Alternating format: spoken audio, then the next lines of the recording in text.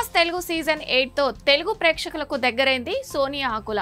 అంతకుముందు director RGV తెరకెక్కించిన 1-2 చిత్రాల్లో నటించింది. దీంతో అదే గుర్తింపుతో బిగ్ బాస్ రియాలిటీ షోలోకి అడుగుపెట్టింది. ఈ షోలో మొదటి వారంలో స్ట్రాంగ్ కంటెస్టెంట్ అని నిరూపించుకుంది. తన ఆట తీరు, ప్రతి విషయంలో ప్రశ్నించే తీరుతో ఆమె పేరు నెట్టింట మారుమోగింది. దీంతో సోనియా టాప్ 5 కంటెస్టెంట్స్ అని అనుకున్నారు. కానీ ఆ తర్వాత నిఖిల్ పృథ్వీతో స్నేహం చేయడంతో ఆమెపై విపరీతమైన నెగటివిటీ వచ్చేసింది. దీంతో 4వ వారంలోనే బయటకు వచ్చేసింది. హౌస్లో ఉన్నప్పుడు తన ప్రియుడు యష్ గురించి బయటపెట్టింది. తాజాగా వైవాహిక జీవితంలోకి అడుగుపెట్టింది సోనియా ఆకుల. తన ప్రియుడు యష్తో కలిసి 7 అడుగులు వేసింది. వీరిద్దరి వివాహం గ్రాండ్గా జరిగింది.